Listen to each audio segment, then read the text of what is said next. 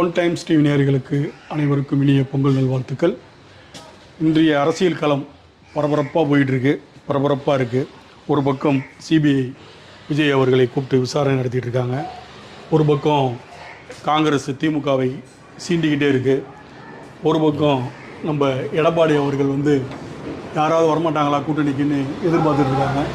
இப்படி பல்வேறு குழப்பங்கள், சில காமெடியான விஷயங்கள் தொடர்ந்து நடந்துக்கிட்டே இருக்குது. இதை நம்ம அரசியல் நோக்கர்கள் எப்படி பார்க்குறாங்கன்னா, யார் கூட போய் சேர போகிறா, யார் கூட வெளியே வர போகிறா, என்ன திரும்பி தேர்தலுக்கு இன்னும் 2 மாதங்கள் தானே இருக்குது. ஜனவரி ஆகிடுச்சு, பிப்ரவரி, மார்ச், ஏப்ரல்லாம் பிரச்சாரம் ஸ்டார்ட் ஆகிடும் அப்படின்ற ஒரு எதிர்பார்ப்பில் காத்துக்கிட்டு இருக்காங்க கட்சி தொண்டர்களும் பொதுமக்களும். இப்போ காங்கிரஸ் திமுகவை சீண்டிக்கிட்டே இருக்குது. அப்போ என்ன பண்ணுறாங்க, காங்கிரஸ் திமுக விட்டு வெளியே போயிடுமா? வெளியே போனாலும் திமுக கவலைப்படாது. காரணம், அன்புமணி ராமதாஸ் எப்படி அதிமுகவுக்கு போனாரோ அதே போல் ராமதாஸ் அவர்கள் திமுகவுக்கு வர்றதுக்கு ரெடியாக இருக்கார். அதே போல் தேமுதிக பிரேமலதா விஜயகாந்த் அவர்களும் திமுக கூட்டணியை நோக்கி தான் இருக்காங்க. ஓபிஎஸ் அவர்களும் திமுக நோக்கி தான் இருக்கார். இப்போ காங்கிரஸ்ன்ற ஒரு கட்சி வெளியே போகும்போது 3 கட்சி உள்ளே வரும்போது திமுக இன்னும் பலம் அதிகமாக தான் ஆகும். அப்போ காங்கிரஸ் எங்கே போவோம்? அதிமுகவுக்கு போவோமா? எப்படி அதிமுகவுக்கு போவோம்? போகாது. பிஜேபி அங்கே இருக்குது.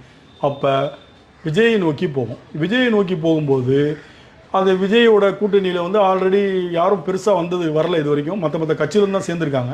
அப்போ காங்கிரஸ் அண்ட் விஜய் அப்படின்னு தான் வரும்.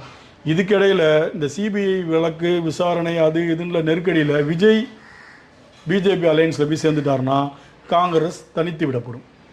இந்த மாதிரி ஒரு சூழலுக்கு காங்கிரஸ் தள்ளப்படுறதுக்கு வாய்ப்பு இருக்குது. அதனால் இந்த தேர்தல் களம் எப்படி இருக்குன்னு பார்ப்போம்.